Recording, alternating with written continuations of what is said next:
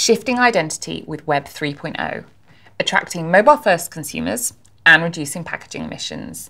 That and more on today's episode. Want to know what's next?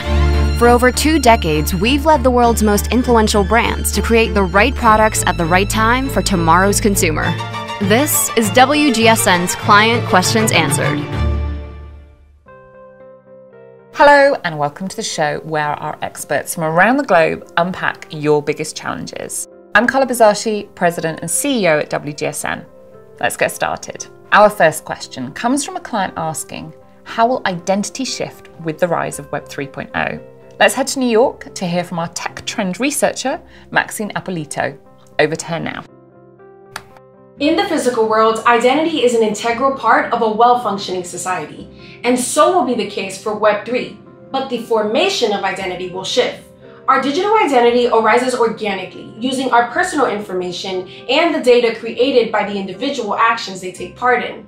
What those actions look like today are activities done in the metaverse, to the NFTs and cryptocurrency a user owns, or the community groups they contribute towards. Web3 will offer optimized ways for enabling, recognizing, and rewarding societal capital under a decentralized framework referred to as a self-sovereign identity.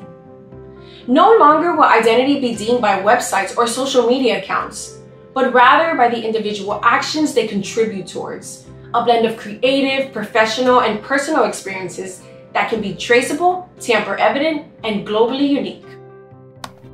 Amazing, thank you, Maxine. Our next question comes from a client asking, how can brands reach young, mobile-first consumers in Southeast Asia? Fantastic question.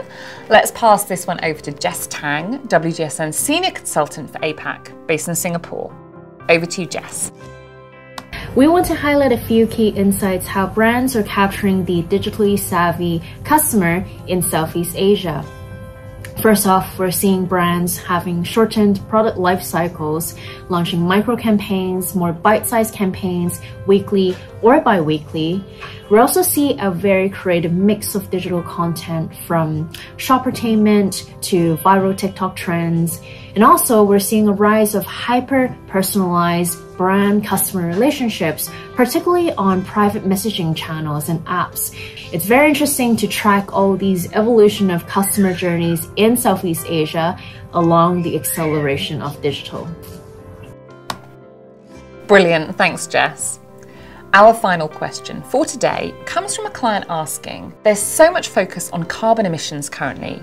What's the best way to address that through our packaging? Giving us their take on this topic is Katie Wraith, our Senior Trend Forecaster for Packaging, based in London. Over to you, Katie. The best practice for shipping packaging right now is undoubtedly SIOC, ships in own container. This means that the product's packaging is suitable to be labelled and shipped without the need for a secondary shipping box.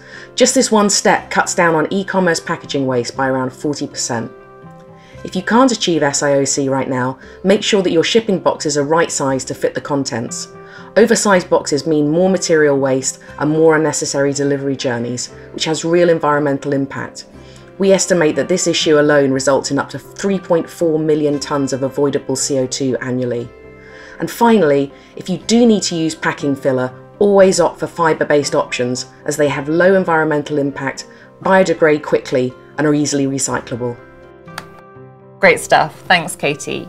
That's it for this week. If you have any questions or comments that you'd like answered, please pop them in the comments box for our team. I'm Carla Bizarci and I'll see you next time.